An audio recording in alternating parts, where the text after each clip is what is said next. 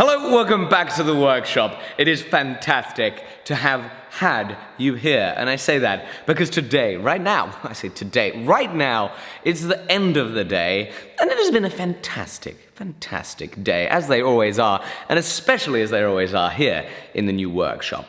Let me run you through it. I started off my day waking up. I probably woke up at about 7 o'clock in the morning or so. I then ambled out here to the new workshop, got here a little before 8, and started editing the vlog that you saw yesterday, and that went just great. About 8:30 or so, my carpenter/painter showed up, and he started painting away the walls, and the walls are looking beautiful and white. Not that they're going to stay that way for long. As soon as I touch them, I don't know why I picked white. But he was painting, and he's been doing a fantastic job, and everything is looking great. Then, about 10 o'clock or so in the morning, John, who very kindly, I mentioned this a few episodes ago, he very kindly offered to build some acoustic insulating panels for the workshop so that we could better try and keep the echo down here and make it a little more pleasant for the neighbors, because I'm quite a loud neighbor. He showed up about 10, and he started cracking away, putting together the panels that he was going to make. He decided that we should use rock wool acoustic insulation, which is a slab of rock wool, and it is unbelievable. I cannot believe how good it is at stopping a reflection of sound. So he put the panels together, and then we lifted them up onto the wall. We put a hole in the wall. We used a little small expansion bolt, and we tightened to a nice little kind of angle line bracket he made. We tightened them to the wall before we put the rock wool slabs inside the stud. It was 2x4. Now, we used 3-inch rock wool for this, and it worked pretty well, and so that we could kind of secure it against the wall, and so that the flag would then end up not being against the green on the back, which might show through, but instead be against the gray, or I should say the cream/white of a drop cloth. We put a drop cloth against it. That meant I could staple all the way in the inside, stop all the rock wool coming out before we put up the Union Jack flag. And oh, is this flag beautiful! I love it. It is a stunning flag. He then built up a second panel, and we filled it again after mounting it. We filled it with the rock wool insulating foam, and there's nothing on that right now because we ran out of staples, and my big American flag hasn't turned up. So we're going to be putting a US flag up on the left-hand panel, which should be just as beautiful. Sadly, it's a little bit smaller than the British flag, but then again, we are in Britain. I guess we should fly the old Union Jack with a little more gusto. Then, as the day progressed, Sam showed up, and what we started doing is we started organizing again. And organizing this workshop is stunningly difficult. While he tidied up a little bit and kind of ran some errands, I was working on my forge. Now, of course, I've cast the top to the forge. That's curing nicely. Tomorrow, I'm going to be doing the actual curing process once I hook up the burners again. Very exciting. And so I took these soft insulating bricks and we slid them into the forge once I cut them down to size, and they fit nice and neatly. And this means that this forge, with a little bit of curing and the burners back in, is gonna be ready to rock and roll. I've been trying to work out where my forging station is gonna go, how it's gonna be arranged. And as you saw, I moved my forge too, close to the door. I have no idea why I didn't put it close to the door in the first place and why I had it at the other side. That was just complete, utter, rank stupidity. So that's weird. But now I'm trying to work out the layout between all the anvils and the leg vise and the anvils and the striking anvil so that it all works well, so that it's not only works well from an efficiency standpoint, so that I can work efficiently and fastly and quickly and awesomely, but from a cinematographic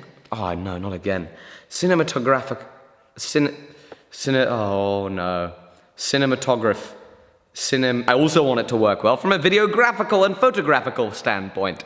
There we go, that saves me having to say cinematographical, blah, blah, blah, blah. Okay, but I want it to work well from a videographical standpoint too. So these are all things that I'm trying to work out in my head, and I still haven't bolted down any of my kind of hand-working anvils, because I don't know where they're gonna go. Of course, the power hammer's running, but it is loud. And so one of the things that Sam and I have been thinking about this afternoon is how we can better insulate the rest of the workshop for our neighbors' sake. And also, the echo now is a hell of a lot better than it was even just yesterday, certainly before we put anything in here. But there's still a pretty decent amount of echo. So these rock wool slabs behind us, we're going to do pretty much the same thing on the other side. And you guys have sent us loads of flags, which is awesome because it means that when we make more of these, we can put all the flags that you guys have sent us up on that, which is going to be wonderfully exciting. I haven't had anywhere to put them until now, so it's going to be nice to be able to display some of the wonderful gifts that you guys have all sent me up here on my wall for you all to see in the video. So thank you guys very much for the wonderful gifts. It's going to make wonderful acoustic insulating covers. Absolutely fantastic.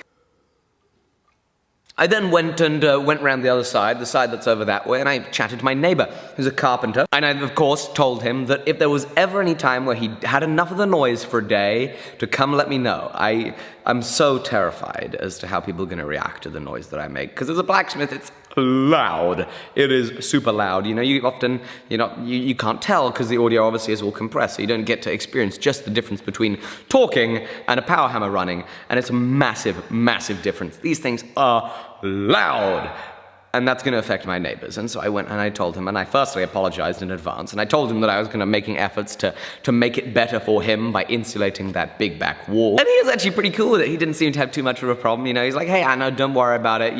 Not to worry. We've got hearing protection, and we're not. It's easy peasy. It's not to worry about. And I told him, no, I implore you, if there's ever, you got 2 hours. I've had enough of Alec.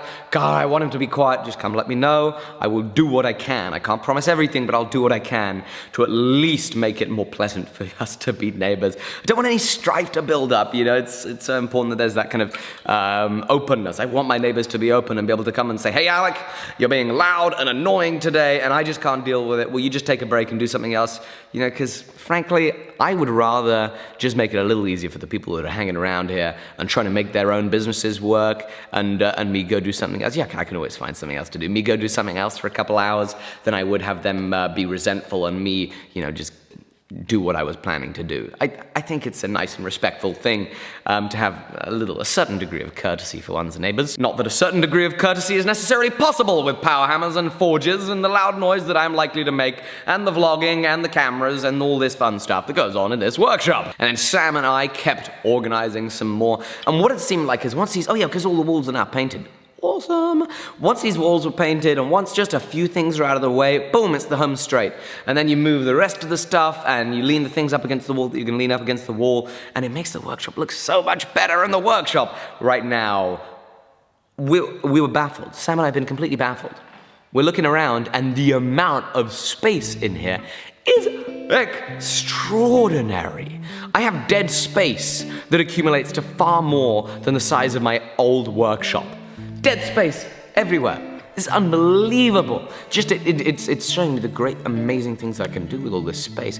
All the fun things that can come in the future to make us, entertaining as possible videos for you, and allow me to make even crazier things and more fun things and more awesome things for you guys to see. So I am super excited. I was very nervous. When I came in here, I thought, okay, this is a pretty big workshop, but I know that when I fill it with tools, it's gonna be a lot smaller. And I filled it with tools, and it doesn't feel much smaller. Honestly, this space is enormous. I'm completely shocked. Completely shocked. I thought it'd cramp up and feel way smaller, but I guess I used to just have a very, very small workshop. This is probably 4 times the size. No. Maybe 3.5 times the size of my old workshop. So it's pretty cool. And of course, as we finished off the day, Sam and I kept chatting, and basically some of the stuff that we're chatting about is that very exciting things happening here in the business in the future. Of course, Sam is gonna slowly start weaning on getting more time in here at the workshop, 9 to 5, which is gonna be really exciting. Start getting him in here a couple days a week so that we can again bring back here, into here, use the storage space that we have, bring back the sales of the tools. Not the tools that I'm making, rather the tools that I love to use and want to allow you guys to be able to get your hands on too, such as the burners, which are unbelievable, such as the new belt grinder that you guys see me using. That little belt grinder, indeed, we've got an order. I'm not gonna do a pre-order for the belt grinder yet. I wanna make sure that I know when they're gonna land here before I do a pre-order. But on my website, I'm gonna leave an email sign up so that you can kind of register your interest there.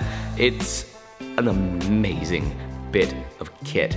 I have been gobsmacked by that belt grinder, and I cannot wait I seriously, I cannot wait to put this out there and let you guys be able to get your hands on it. We have a limited number coming in. I've already placed the order. It's going to be very exciting once they land. And if you go, link below, there's an email sign up. If you hit the email sign up, we'll make sure that you know 24 hours before the rest of YouTube and the rest of the world that these things are available to order, so that you can make sure that you're ahead of the queue. So make sure that you're on the email list. Only do that if you're actually in the market for a belt grinder.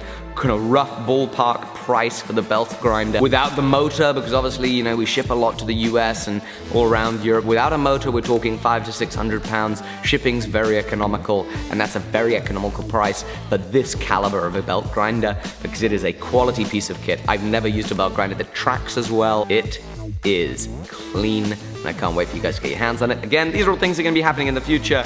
I'm sure that you guys are all going to be very excited for this once we announce more about it. I can't wait to get my hands on some of the accessories that we're going to be providing with the belt grinder too, because there are some crazy, crazy awesome things that can be added onto this thing to make it an even more powerful and versatile machine. Very excited for all of that. That's going to be great. It's going to be awesome having Sam here in the workshop more. You guys being able to hang out with Sam a little bit more. Him being able to take care of the emails and all of this stuff, which I don't have time for. So that's just thrillingly exciting. Hope that you guys all give Sam a big round of applause in the comments below for all the incredible help that he's been doing in getting this workshop to where it is right now. Honestly, he's been on the phone with suppliers and all of this, and organizing the contractors and organizing the electricians and all of this. That's down to Sam. Big thank you, Sam, for all your hard work. It's going to be very exciting working with you, getting these burners back online so that you guys can get your hold of them, and of course, starting these grinders and building out the products that we can offer you all.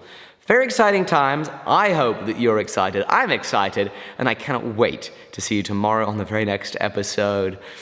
Oh, it's going to be a blast. It's always a blast. Have a great one. See you soon.